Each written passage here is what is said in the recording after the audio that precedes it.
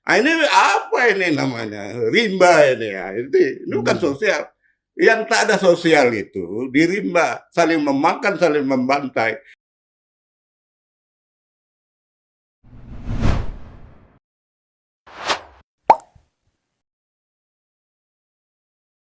Assalamualaikum warahmatullahi wabarakatuh.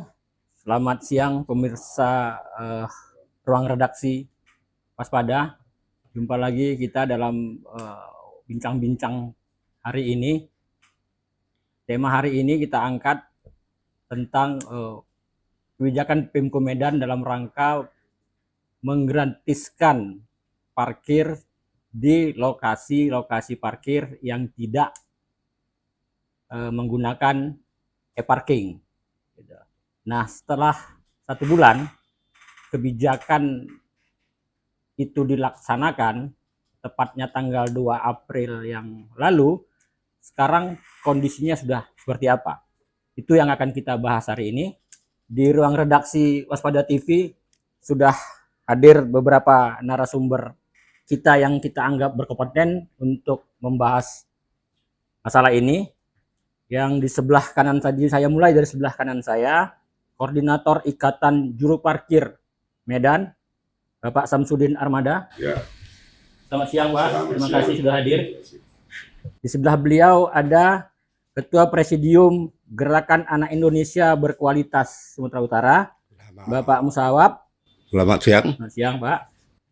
Di sebelah kiri saya, anggota Komisi 4 DPR Medan, yang merupakan counterpartnya Dinas Perhubungan Kota Medan, yang juga ketua DPC ya Bang, istilahnya ya, DPC Partai Hati Nurani Rakyat, Hanura Kota Medan, Bang Hendra DS. Selamat siang Bang. Siang. Pemirsa, kita juga tadinya mengundang pihak Pemko Medan, yaitu pada Dinas Perhubungan Kota Medan, Bapak Iswar Lubis. Cuman konfirmasi terakhir beliau menyatakan tidak bersedia hadir atau berhalangan hadir, sehingga kita yang hadir hari ini kurang 1 orang, kurang 1 narasumber gitu. Mungkin itu pembukanya dari saya. Baik ya, saya mungkin mulai dari yang terkena dampak langsung ini, yang terkena dampak langsung dari kebijakan Pemko Medan ini, yang menggratiskan biaya parkir di seluruh lokasi yang tidak menerapkan sistem elektronik parking, e-parking, yaitu Bang Samsudin Armada. Bang, gimana Bang kondisi kawan-kawan juru parkir ya di Medan sekarang ini setelah sebulan kebijakan ini berlangsung?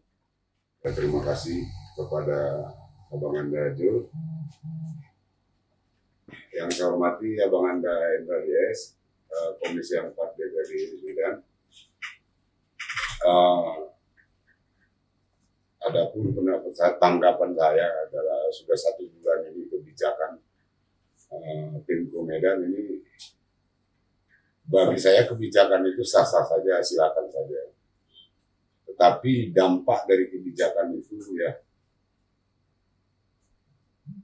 kami sebagai juru parkir di lapangan konvensional itu sangat menyakitkan.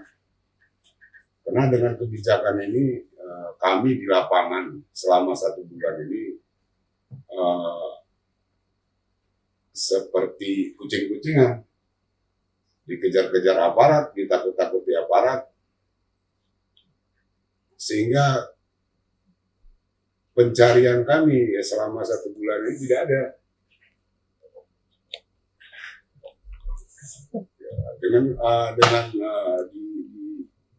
Kami mohonlah kepada Pemko Medan dan Dinas Perhubungan memperhatikan kami lah, mengevaluasi kebijakan itulah, sehingga kami bisa bekerja seperti biasa. Karena jukir ini, parkir ini satu-satunya cari makan kami. Kalau seperti ini kita lihat, waduh, kemana lagi kami mau cari makan? Artinya jukir konvensional diadakan lagi gitu? Kita minta Pemko Medan melalui Dinas Perhubungan itu minta kami itu diperdayakan kembali. dipekerjakan kembali. Walaupun dengan sistem yang baru ini. Sistem apapun yang dipakai kami terima. Oh. Tetapi kami mohon kepada Pemko Medan dan melalui Dinas Perhubungan itu diperdayakan, jangan sepihak seperti ini. Dampak dari kebijakan ini membunuh cari makan kami di lapangan. Ini tindakan kebijakan yang sangat tidak manusiawi. Jadi kami mohon sementara ini di lapangan jangan ada lagi lah.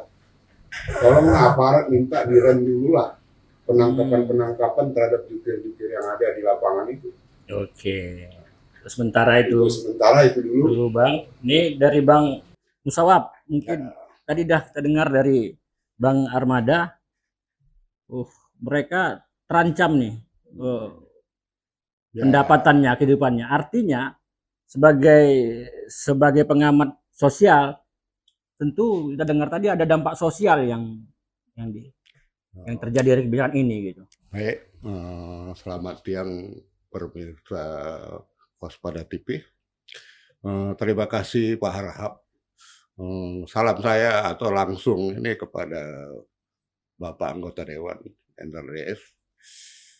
Ya, kalau kami sebagai pendamping daripada jukir di Kota Medan ini, itulah kami sebagai komunitas gerakan anak Indonesia berkualitas GAIB yang disikat, tentu melihat dari konteks apa yang dibicarakan dalam pemberitaan Waspada, juga lepas masalah sosial. Jadi kami pun mendamping ini juga tidak lepas masalah sosial. Kalau kita lihat singkat kronologis masalah parkir ini, Pak, singkat kita ceritakan dari apa hubungan dengan sosial. Itu diawali dulu parkir ini bentuknya simpan di zaman Belanda gitu. Pingku yang ada. Sejarahnya. Ini kronologis singkat. Jadi selanjutnya dengan pemerintahan waktu itu ya dibentuklah semacam ada retribusi parkir ya dalam rangka mendapatkan PAD di Medan, sekaligus memberikan ruang lapangan kerja kepada rakyat gitu, khususnya masyarakat Medan gitu. Jadi dari konteks ini kan negara kan tidak boleh bersikap memutuskan itu semau gue gitu, tapi harus ada pertimbangannya. Pertimbangan sosial di sini dalam rangka lapangan kerja tentang pengangguran ini. Ya kami juga mintalah kepada Pemko, ya kira kebijakan ini merangkul lah, walaupun ini kebijakan yang tetap dilakukan ya sesuai dengan apa keinginan para jukir ini ya diperdayakan. Ya kita kehadiran mendamping ini perlu dipahami lah kepada seluruh pemirsa, DPR maupun Pemko. Kehadiran kami ini dalam rangka mencari solusi dalam bentuk deskriptif, komparatif, analitik. Bagaimana memberikan solusi dalam kebijakan ini? Jangan main ngomong gini saja. Kalau kita lihat pada praktek kebijakan ini gagal loh. Lapangan tetap juga bermain ini. Nah, jadi pada intinya ya saya haraplah kepada DPR wakil rakyat gitu, kiranya kepentingan rakyat itu lihat fakta ya, kita bukan ngada-ngada ini ke awal daripada mendampingi GAIB itu. Jadi kita juga melaksanakan sosial lain, masalah sosial, masalah kesehatan juga. Pemko ini kita bantu sebenarnya. Kalau DPR tahu bahwa GAIB ini banyak membantu dalam bentuk sosial, moral, masalah sosial. Nah, jadi kami harapkan DPR juga ikut berperan lah, karena ini masalah sosial bisa aja terjadi. Jadi persoalannya adalah kebijakan Pemko boleh saja, ya, karena pemerintah boleh saja membuat kebijakan. Tapi harusnya sebelum itu dilaksanakan dipikirkan dulu dampak sosialnya. Karena mencakup masalah sosial tenaga kerja kan. Nah, ini kan mata pencarian orang sehari-hari orang ini. Dengan adanya kebijakan apa kata anggota DPR yang saya baca, tergesa-gesa, terburu-buru, akhirnya dampaknya kepada ini kan salah satu korban masuk rumah sakit karena berpikir, ya kan. Kita kan bukan realita aja, fakta dan realita. Baik, Bang Indra, gimana Bang Indra sebagai mitra kerja atau counterpartnya nih Dinas Perhubungan lah katakan mewakili Pemko Medan. Salah satu fungsi DPR adalah fungsi pengawasan dan ini yang paling menonjol di samping dua fungsi lainnya itu. Yang paling menonjol fungsi pengawasan. Nah, sudah sebulan ini kebijakan penggratisan parkir ini dilakukan, Bang Hendra melihat apa yang perlu dievaluasi dari kebijakan ini? Ya, terima kasih Bang Jul, Bang Udin, Bang Musawak, Ya. kita berdiskusi hari ini ya, untuk mencari solusi Iya. ya bagaimana persoalan-persoalan yang hari ini dihadapi para jukir di lapangan. Yang pertama kita memang sangat prihatin ya. Yang pertama para jukir ini kan menghidupi rumah tangganya dari sebagai juru parkir ya. Kemudian yang kedua hari ini mereka ini kan jukirnya bukan cari kaya ya kan? Tidak cari kaya, yang penting Hidup aja. ya yang penting bisa makan di rumah, syukur-syukur bisa menyekolahkan anak-anak ya kan dari pendapatan parkir itu. Tapi hari ini sudah mata pencahariannya nyaris hilang, belum hilang. Ini nanti ya kita bisa evaluasi ya kan. Nyaris hilang, kemudian dikejar-kejar lagi oleh aparat penegak hukum, ya kan, karena dituduh pungli ya. Kemarin kebijakan pemerintah kota ini kita sama sekali juga tidak diberi info ya. Tiba-tiba kita dengar ada temu pers, pemerintah kota menggratiskan seluruh parkir pinggir jalan yang sifatnya konvensional, kan gitu, ya kan. Seluruh parkir pinggir jalan yang tidak menggunakan e-parking itu digratiskan. Nah, di awal kita melihat ini, kita agak lucu juga sebenarnya. Wah, ini yang pertama ini kan kebijakan tergesa-gesa. Kemudian apakah ini kebijakan pencitraan? Saya nggak belum paham juga. Dan setelah sebulan berjalan, ya kita lihat ternyata kebijakan ini adalah kebijakan yang sangat-sangat merugikan, ya. Kebijakan yang sangat-sangat merugikan bagi para jukir. Masyarakat juga sebenarnya, masyarakat pemilik kendaraan di awal juga sebenarnya heran juga.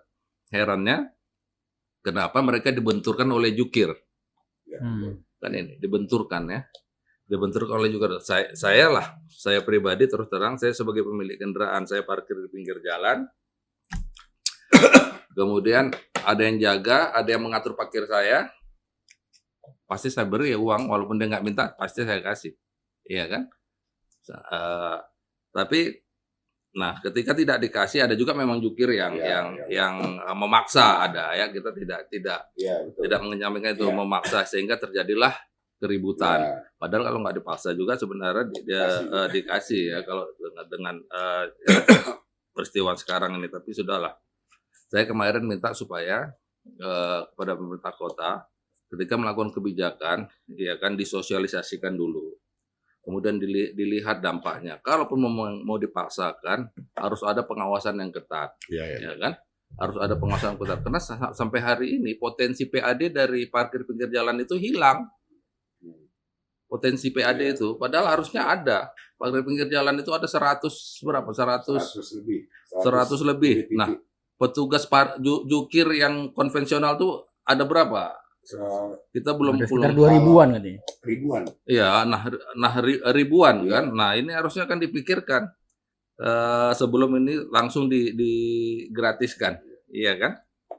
Jadi ini kami melihat kita kemarin sudah evaluasi persoalan ini. Kita sudah lakukan RDP sebenarnya minggu lalu. RDP minggu lalu dengan Dinas Perhubungan. Ada beberapa sekretaris Dinas Perhubungan datang, kemudian Kabid Parkirnya juga datang, dan mereka berjanji akan membicarakan ini, akan mengevaluasi kembali persoalan-persoalan ini. Karena kita melihat yang pertama, potensi PAD hilang dari parkir pinggir jalan, ya, parkir konvensional. Kenapa hilang? Nah, praktek pengutipan itu masih terus terjadi, Ya. ya kan? Walaupun dibayangi dengan ketakutan-ketakutan ditangkap oleh petugas, ya kan? Tapi masih tetap, nah ya. Artinya kemarin itu parkir pinggir jalan ini sebenarnya kalau alasannya kebocoran, yang salah itu bukan jukir, Iya, betul. bukan pengamat parkir, ya kan? Yang salah itu dinas perhubungan tidak melakukan pengawasan yang ketat, ya kan? Nah sekarang saya melihat sebenarnya ada sebenarnya gampang persoalan ini. Perizinan itu kan yang mengeluarkan kan dinas perhubungan, SPT Iya kan? ya, SPT. Iya, SPT. Iya. yang megang juga pegawai-pegawai Iya, dinas iya. perhubungan yang Iya, ditunjuk. betul, Iya. betul. Ada yang honor, petugas honor Hmm. perhubungan Iya. yang megang SPT, Iya. ya kan? Iya. Kan seperti itu kan? Kemudian harusnya dia yang menunjuk jukir, Iya, iya, iya. ya kan? Jukir store ke dia, dia Iya. store ke Sopinya PAD, seperti Ke PAD ya. ya kan? Nah, tapi persoalan yang terjadi, kenapa terjadi kebocoran? Saya ini misalnya, saya pegawai dinas perhubungan, Hmm. yang ASN atau yang honor lah. Iya, iya. Saya pegang SPT, tapi saya subkan kembali. Iya, iya. Ya, saya subkan kembali kepada orang lain, kepada ormas, kepada OKP atau apalah. Saya subkan. Nah, yang megang sub ini kemudian menunjuk jukir-jukir. Iya, iya. Jadi ada jenjangnya itu. Nah, inilah kebocoran-kebocoran itu sebenarnya terjadi. Iya kan? Nah, harusnya kan tidak, harusnya dipotong di tengah. Nah, artinya DPRD Kota Medan ya, khususnya Komisi 4 sudah meminta kepada pemerintah kota untuk segera mengevaluasi ini. Ya, untuk segera mengevaluasi ini karena ini sangat merugikan kebijakan yang terburu-buru ini, yang tergesa-gesa ini. Yang pertama menghilangkan potensi PAD, ya. Kemudian yang kedua menghilangkan mata pencarian ribuan jukir yang ada di Kota Medan. Kalau ini terus dibiarkan berlarut-larut, ini nanti akan menjadi api dalam sekam. ya, api dalam sekam ya, api dalam sekam seperti itu. Dan kita tidak mau ya kan kondisi Kota Medan yang sudah terkendali, sudah aman seperti ini ya kan. Jangan nanti Medan berkah itu menjadi Medan tidak berkah. Iya kan? Saya pikir itu Bang Jun. Oke, terima kasih. Pemirsa Ruang Redaksi, sebenarnya udah banyak informasi sementara ini yang kita peroleh dari narasumber. Cuman sekali lagi kita tidak dapat konfirmasi langsung ini dari pihak PIMCO karena kepala dinas yang kita hadir berhalangan hadir. Nah, ternyata dari informasi Bang Hendra, DPR sudah berbuat ini, sudah melakukan rapat dengar pendapat dengan dinas perhubungan dan sudah ada hasilnya lagi, meminta untuk dievaluasi. Nah, dalam hal ini evaluasinya seperti apa? Ini yang akan kita lanjutkan pertanyaan ke Bang Armada. Kira-kira kalau menurut dari Abang, dari Ikatan Jukir Medan ini, kan gitu, nih Komisi 4 DPR Medan sudah menyerahkan nih, kalian evaluasi lah ini.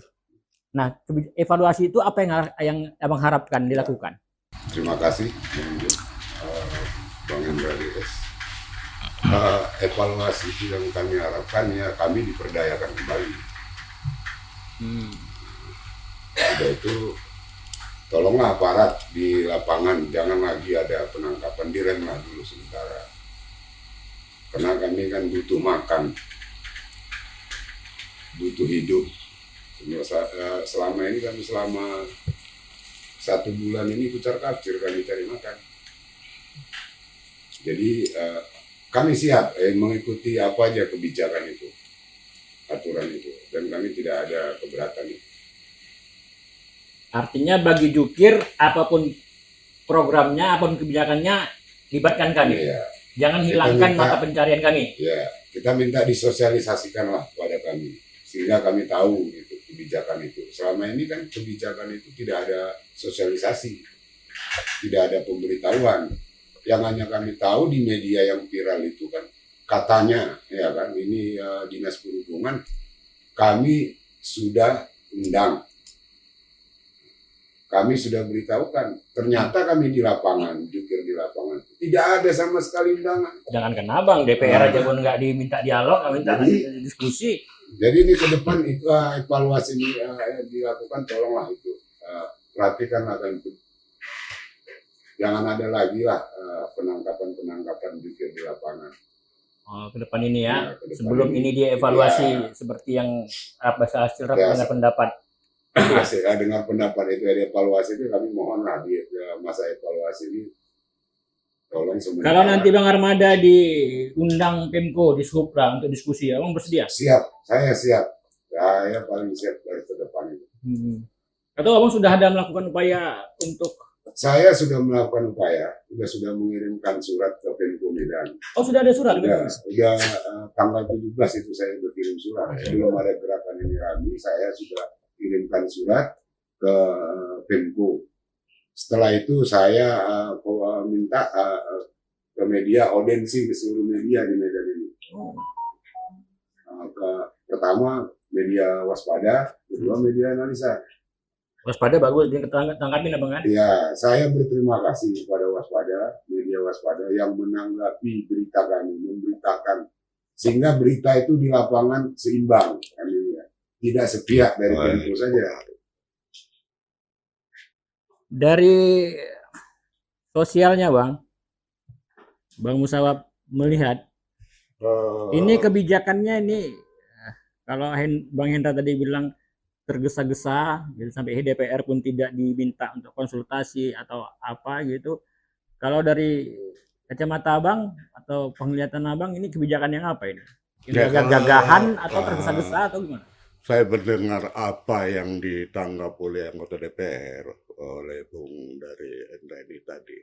Dalam konteks ini kan masalah dinas sosial tidak, dinas perhubungan nggak hadir. Jadi kan dia mau dikonfirmasikan. Iya. Jadi kebijakan evaluasi ini saya hanya satu aja, jangan lepas dari konteks sosial. Nggak pernah banyak. Tapi kalau lepas dari konteks sosial itu sudah tidak apa. Jadi kan DPR sudah tahu ini permasalahan, ya silakan aja apa yang mau dilakukan. Kami menerima kebijakan negara, khususnya Pemko. Pemko ini kan negara, DPR sudah ada, orang pintar semua ini. Masih kok lepas dari konteks sosial dalam kebijakan ini? Nah, ini apa ini namanya? Rimba ini ya. Ini bukan sosial.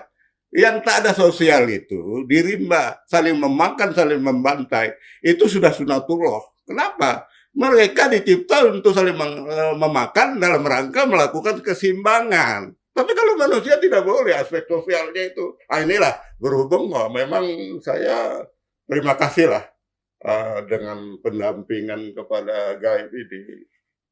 Kita lihat anggota DPR ya, Medan ini nampaknya agak jeli dari permasalahannya kan.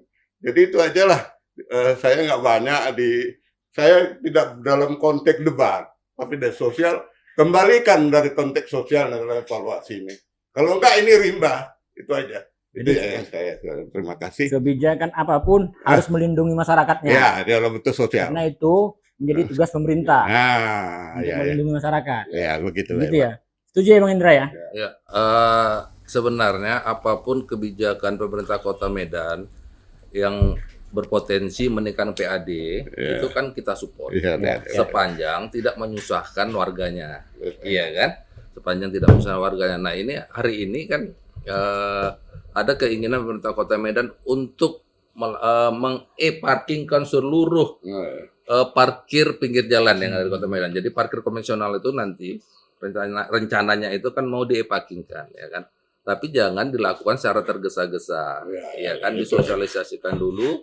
Kemudian potensi-potensi jukir yang ada sekarang di parkir konvensional itu diberdayakan, ya kan, bila perlu dilatih, ya kan, bila perlu dilatih. Kemudian BPJS Ketenagakerjaan, BPJS Kesehatannya di cover, ya kan, sehingga ada jaminan sosialnya ya. Ada jaminan sosialnya, ya kan, kita setuju.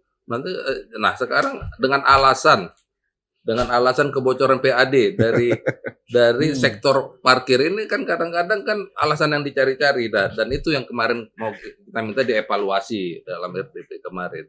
Yang pasti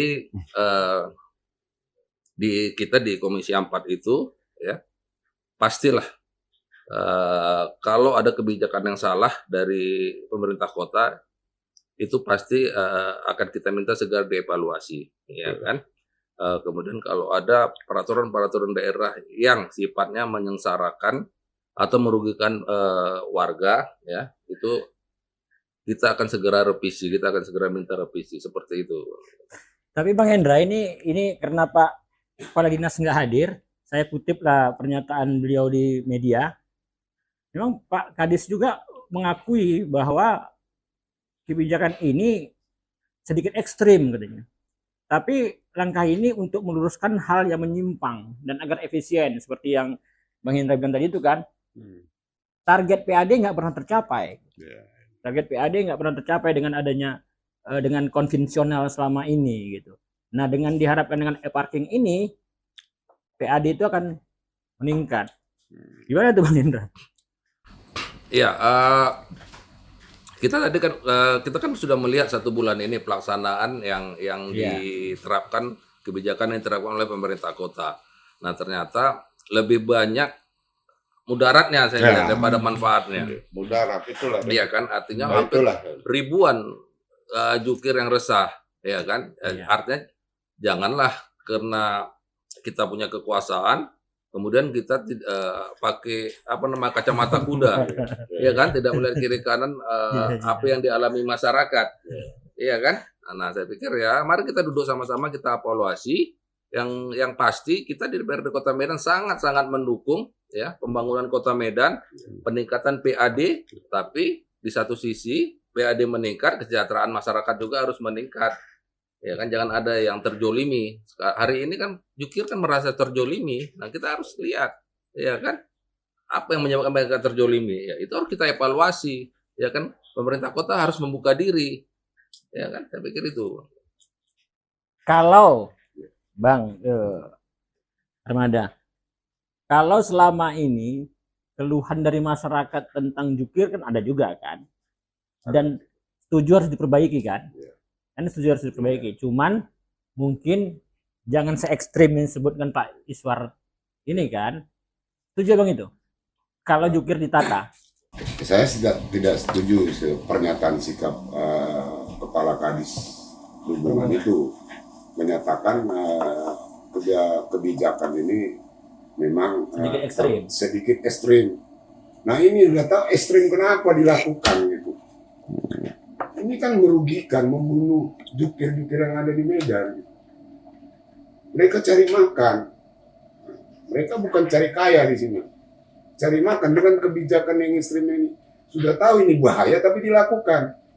Ini kan bahaya kali Kepala Kadis ini kalau seperti ini gitu. Maunya kalau kebijakan ini jangan gitu. Maunya menguntungkan rakyat, bisa mensejahterakan kami gitu. Mungkin ada masukan sedikit. Ya. Saya kan mendengar info bahwa sekarang izin SPT istilahnya ya di parkir itu SPT sudah hari ini kan sudah ditarik oleh Dinas Perhubungan ya. Oleh Dinas Perhubungan ya. Saya kasih masukan ke Dinas Perhubungan nih. Nanti tolong ya, izin yang ingin diberikan kembali tolong betul-betul diseleksi. Artinya jangan hari ini seperti banyak oknum-oknum yang memegang SPT itu ya. Oknum anggota dewan juga banyak yang memegang SPT. Iya kan? Banyak. Saya dengar juga ya kan, ini itu punya anggota dewan si A. Jalan ini punya anggota dewan yang namanya si B. Ya kan? Nah, ini tolong bersihkan. Iya kan? Kemudian jangan pula nanti karena dia dekat dengan wali kota misalnya. Kalau mau tertib jangan tanggung-tanggung. Iya, dia yang diberikan izin ya kan untuk e-parking ini untuk keseluruhan, tapi profesional lah, iya kan. Kalau mau tertib ya kita tertibkan. Iya kan? Artinya tadi sudah seperti saya katakan, ya kan, DPRD Kota Medan itu saya lah pribadi mendukung, ya kan, apapun program pemerintah kota yang bisa meningkatkan PAD, asal warganya juga tidak terbebani. Bang Armada, ini mungkin terakhir. Ya. Upaya sudah dilakukan nih, artinya ikatan jukir juga kan nggak mau ini ribut, nggak mau ini kontraproduktif, maka jalan dialog yang sudah diambil, termasuk sudah menyurati Pemko Medan untuk berdialog, gitu. Dan ternyata DPR juga sudah berbuat banyak, gitu, yang melakukan RDP, gitu kan. Nah, harapan abang ke depan inilah, yang jangan terlalu lama juga harapan apanya kan, waktunya kan, karena kita bekerja kejaran dengan kebutuhan sehari-hari kan gitu. Ya, harapan kami ya segera ditinjau kembali kebijakan ini, dievaluasi kembali. Ya kami juga terima kasih kepada DPR yang peduli terhadap kepentingan rakyat itu. Mengucapkan terima kasih kepada DPR Komisi 4 Medan, Abang Andendra DS yang peduli terhadap kebijakan ini. Nah, ke depan ya kami mohon segeralah Pemko Medan meninjau kembali dan memberikan, jangan ada lagi lah penangkapan itu lagi di lapangan. Dibinalah kami, jangan cara-cara ini. Kalau saya lihat di lapangan itu ratusan itu ditangkap itu. Tindakan itu sangat arogan sekali di lapangan, main angkat mental, pulang disuruh jalan kaki. Saya sudah 20 kali ditangkap polisi. Oh iya. Masalah parkir ini di Polda sudah, di Poltabes sudah capek kali saya. Berarti kebal lah Bang ya 20 kali. Jadi saya mohonlah kepada Pemko segeralah meninjau kembali. Ya, karena penangkapan itu juga nggak ada dasar hukumnya. Iya kan, Iya. ada perda parkir pinggir jalan itu kan jelas, ya kan. Itu dia yang mau Ada perda parkir pinggir jalan, kan sepeda motor 2.000, mobil 3.000, malah ada perda yang mau dinaikkan ini, yang sudah disahkan, katanya sudah disahkan. Saya kemarin nggak ikut pansusnya, ya kan, mobil 5.000, sepeda motor 3.000, perdanya itu masih ada, ya kan, perda parkir pinggir jalan, dan itu sah. Dan kenapa tidak perda itu aja diikutin sementara ya kan? Nah, Jangan di ekstrim seperti kalau ini. boleh gitu. saya menyimpulkan daripada pembicaraan gaib sebagai pendamping, dengan kesimpulan kami ini ya ini segeralah, ini kan masalah sosial. Iya. Semakin lambat semakin banyak masalah gitu kan. Kalau bisa segera DPR, ini kan kapasitas DPR dan Pemko segeralah mengadakan rapat supaya masalah ini selesaikan. Jangan diputus-putus begitu. Ini makin lama makin panjang soalnya. Jadi segeralah. Saya harap itu jangan terlalu Supaya lama. jangan ada gejolak lagi ya. Nah, karena ini Gejolak sosial. masalah sosial kan masalah prinsip, Pak. Iya. Nah, jadi utamakan DPR. Saya rasa ini salah satu pahala kalau menurut ini kan masalah sosial ini kalau memang umpamanya kita paku jatuh di tengah jalan ya kan, kita buang ke pinggir jalan supaya jangan kena orang kan ini masalah sosial. Ya. Jadi ini lagi masalah sosial ini. Kalau enggak, jadi ya segeralah DPR pun segera bila perlu panggil wali kota supaya selesai. Nah, itulah kesimpulan harapan sebagai masukan deskriptif, komparatif dan alternatif. Tanpa ini kan nggak guna kita ini kan. Nah, inilah kesimpulan saya. Terima kasih pada redaksi. Baik, terima kasih untuk para narasumber yang sudah bersedia hadir di ruang redaksi hari ini untuk kita bahas persoalan yang sangat krusial lah gitu kan, karena menyangkut hajat hidup masyarakat, menyangkut kehidupan masyarakat.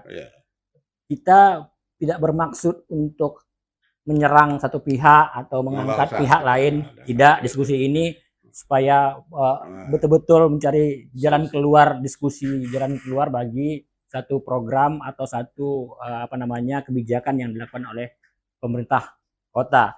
Dan ini bagian dari kontrol sosial kita sebagai media gitu ya, yang ikut menyumbangkan pikiran. Semoga diskusi hari ini abang-abang sekalian bisa bermanfaat dan syukur-syukur bisa direspon oleh pemerintah kota untuk menghasilkan kebijakan yang benar-benar melindungi rakyatnya. Baik, juga terima kasih kepada Inari Coffee yang turut mensupport program ruang redaksi hingga sukses acara ini. Terima kasih.